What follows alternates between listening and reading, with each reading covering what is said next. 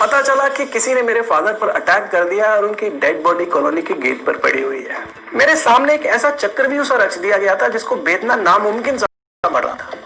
यह चक्रव्यूह था एक्सपेक्टेशंस का, या चक्रव्यूह था कंपैरिजंस का। मुझे उनको जवाब तो देना था, लेकिन रास्ते का पता नहीं था। एक बार नहीं, दो बार नहीं, बार बार फेल फेल फेल। 16 बार मुझे रिजेक्ट किया गया 17वें प्रयास। नमस्कार दोस्तों, मेरा नाम डॉक्टर अनुभव गोस्वामी और मैं एक एजुकेटर हूं।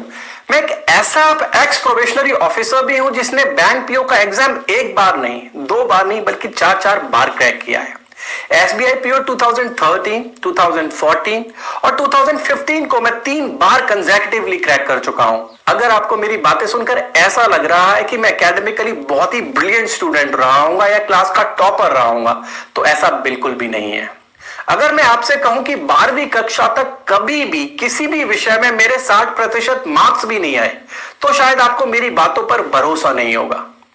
और तो और अगर मैं आपसे कहूं 10वीं से 12वीं का वो सफर जो बच्चा 2 साल में तय कर लेता है, उस सफर को तय करने के लिए मैंने पूरे 5 साल का लंबा समय लगा दिया, तो भी शायद आप मेरी बातों पर भरोसा नहीं कर पाएंगे। लेकिन ये सच है। एक बार नहीं, दो बार नहीं, बार बार फेल फेल फेल। मेरे आसपास हर इंसान मुझसे यह कहता था कि अनुभव, तेरे अंदर वो काबिलियत नहीं है, तेरे अंदर वो क्षमता नहीं है कि तू अपनी जिंदगी में कुछ भी कर पाए। तू जिंदगी भर धक्के खाएगा और कभी भी कोई भी मुकाम हासिल नहीं कर पाएगा। लेकिन मैं आपके सामने हूं, कुछ हासिल कर आया हूं और अपने संघर्ष की कहानी आपके साथ शेयर करना चाहता हूं। दोस्तों, बात उन दिनों की है जब मैं स्कूल में पढ़ा करता था। मेरी जिंदगी में 3 ब्लैक डेज आया करते थे, और ये 3 ब्लैक डेज थे जब मेरा टर्म रिजल्ट अनाउंस होता था। आज भी मुझे याद है, जब मैं अपनी मदर के साथ स्कूल जाया करता था, मेरे पैर कांपा करते थे। मेरे रिपोर्ट कार्ड पर लाल स्याही अक्सर दिखाई दे जाया करती थी। वो रिपोर्ट कार्ड हर बार मुझे यह बता देता था कि मैं काबिल नहीं हूं। घर आता डांट पड़ती, कभी कभी लगता कि मेरी वजह से मेरे घर वालों का सर झुक रहा है। जोश में आता, रेजोल्यूशन लेता कि हो ना हो अगली साल टॉप करके ही दिखाऊंगा। लेकिन साल बदलते रहे, रेजोल्यूशंस बदलते रहे, जो एक चीज नहीं बदली वो था मेरा रिजल्ट। लेकिन अचानक एक दिन दरवाजे पर दस्तक हुई। पता चला कि किसी ने मेरे फादर पर अटैक कर दिया और उनकी डेड बॉडी कॉलोनी के गेट पर पड़ी हुई है। यकीन मानिए, मेरे पैरों तले जमीन ही खिसक गई थी जब मैंने अपने फादर की डेड बॉडी को कॉलोनी के गेट पर पड़े देखा। मैं अपने होश ही खो बैठा। मुझे समझ ही नहीं आया कि मेरे साथ हो क्या रहा है।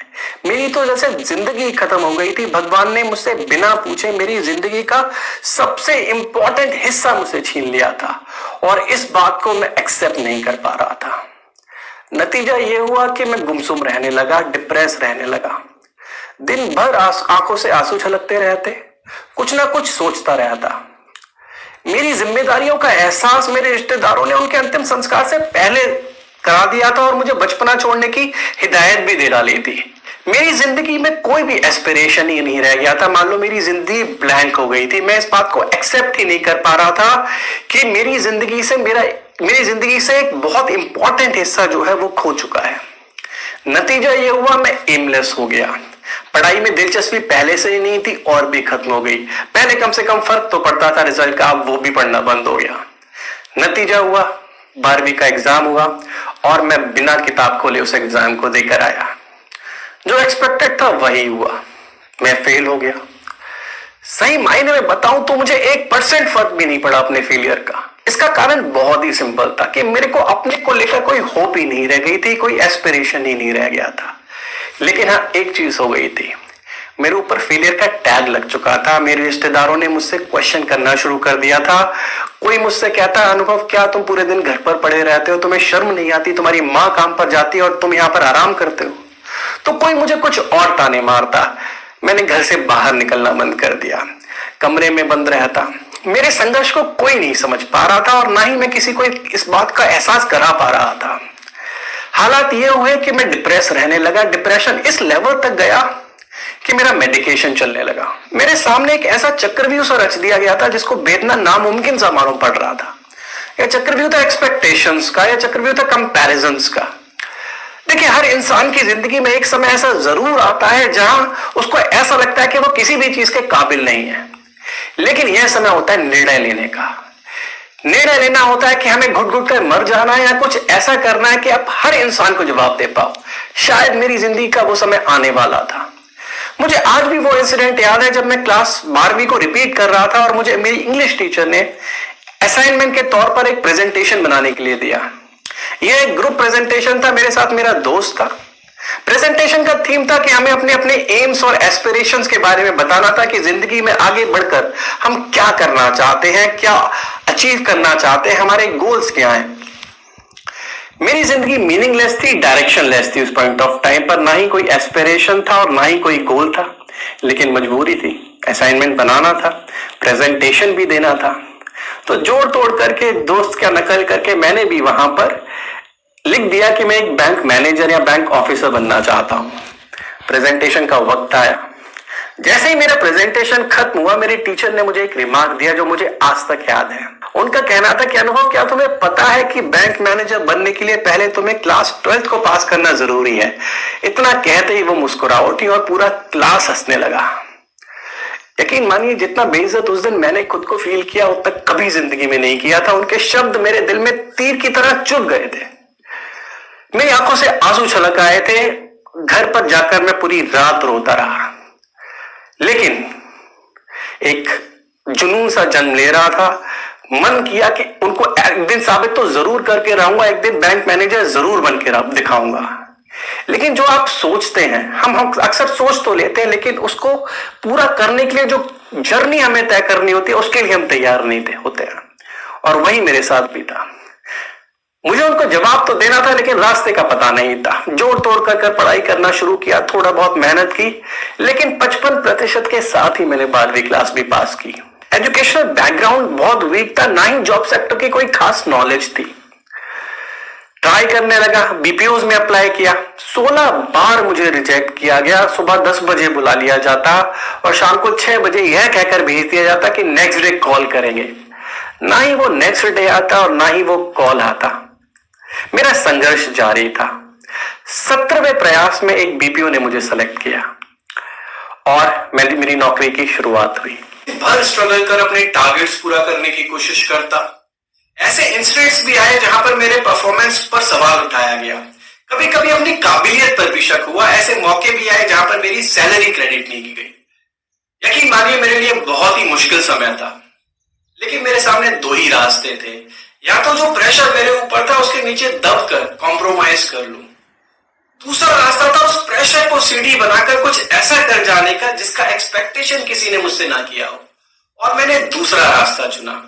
मुझे दुख इस बात का ज्यादा था कि जिस काम के लिए कंपनी ने मुझे हायर किया है वो काम मैं ठीक से नहीं कर पा रहा हूं।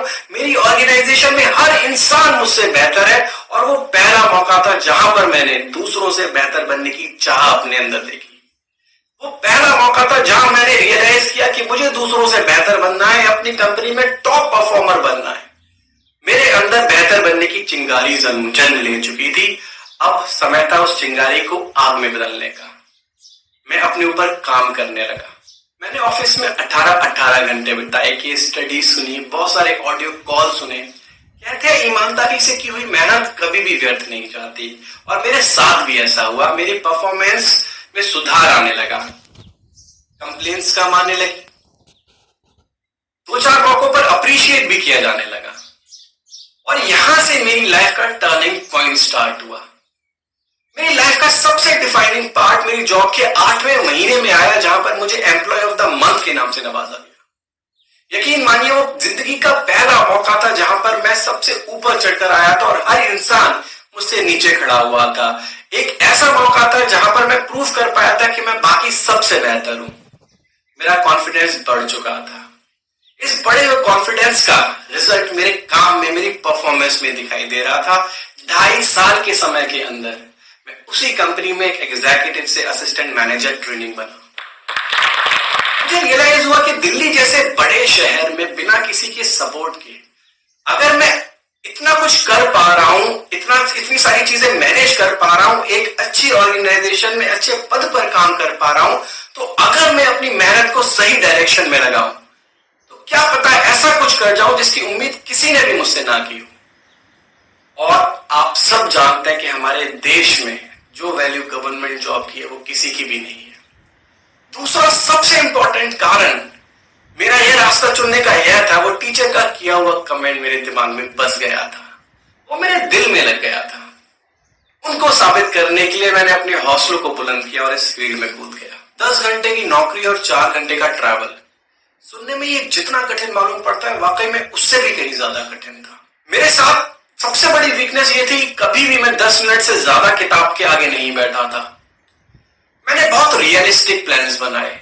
मुझे पता था कि मैं 10 मिनट से ज्यादा नहीं पढ़ा हूं, तो मैंने 25-25 मिनट के छोटे छोटे शेड्यूल्स बनाए। मेरे हिसाब से सफलता की राह में सबसे बड़ी गलती हम लोग जो करते हैं वो ये होता है, हम खुद को पहचानते ही नहीं है। ऐसे अनरियलिस्टिक प्लान्स बना लेते हैं जो हमारे लिए पूरा करना ही पॉसिबल नहीं होता और हमें हमारी पढ़ाई से और पीछे खींच लेता है। यकीन मानिए, सरकारी नौकरी पाने के लिए 12 घंटे की पढ़ाई जरूरी नहीं है, जरूरी है 12 मिनट की शुरुआत करना। यकीन मानिए, अगर आप उस शुरुआत को कर पाते हैं तो उन 12 मिनट को 12 घंटे बनने में बहुत ज्यादा समय नहीं लगेगा। और मेरे साथ भी ऐसा ही हुआ। मेरे जो वीक पॉइंट्स थे वो धीरे धीरे स्ट्रॉन्ग पॉइंट्स में तब्दील होते जा रहे थे। 25 मिनट 35 मिनट बनते जा रहे थे, 35 मिनट 45 मिनट बनते जा रहे थे, 45 मिनट 55 मिनट बनते जा रहे थे, क्योंकि मेरे सर पर जुनून सवार था।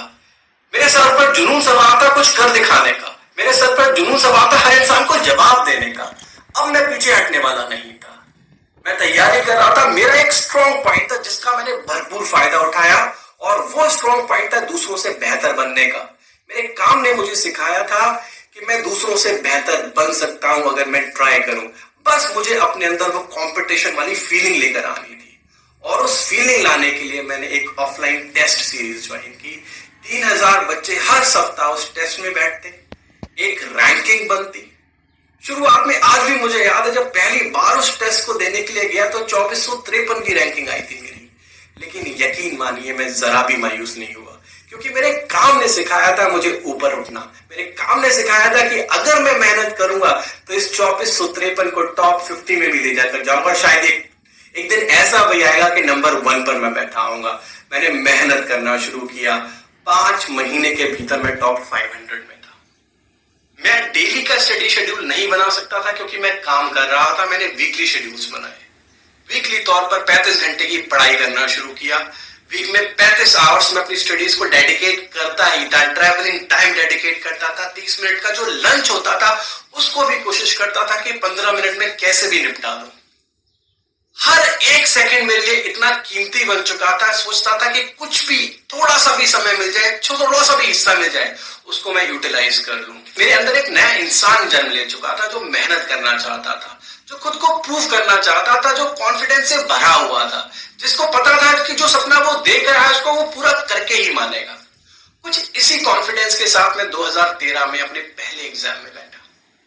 एग्जाम हॉल से बाहर निकला तो एक पल के लिए थोड़ा सा डर महसूस हुआ कि कहीं मैं दोबारा तो नहीं रह जाऊंगा, कहीं मैं हर बार की तरह इस बार भी तो कोई कमी नहीं छोड़ाऊंगा। लोगों को बात करते सुना, थोड़ा सा मन में डाउट आने लगा। लेकिन मेरी सोच के विपरीत जब 3 महीने बाद रिजल्ट अनाउंस हुआ, मेरा नाम उसमें था। मेरी आंखों में आंसू थे। मैं सफलता की सीढ़ी चढ़ चुका था। जो सपना मैं अपने लिए देख रहा था उसको कड़ी मेहनत से सिर्फ 8 महीने में रियलाइज कर पाया था। टीचर के कहे गए वो शब्द मेरे दिमाग में थे, लेकिन इस बार मेरा सर ऊंचा था। यह सफर आसान तो नहीं, लेकिन यादगार जरूर था। एक ऐसा बच्चा जिसको हमेशा नालायक समझा गया, हमेशा नीचा दिखाया गया, आज वो इस मुकाम पर पहुंच जाएगा, कौन सोच सकता है। एक ऐसा बच्चा जिसको 12वीं पास करने में 3 साल का समय लग गया, आज 11 नेशनल लेवल के एग्जाम्स निकाल देगा, ऐसा कौन सोच सकता है।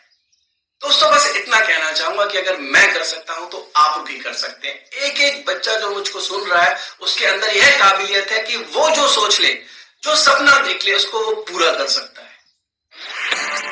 इस वीडियो के बारे में अपनी राय नीचे कमेंट सेक्शन में हमें बताएं और अपने दोस्तों के साथ ये वीडियो शेयर करना ना भूलें।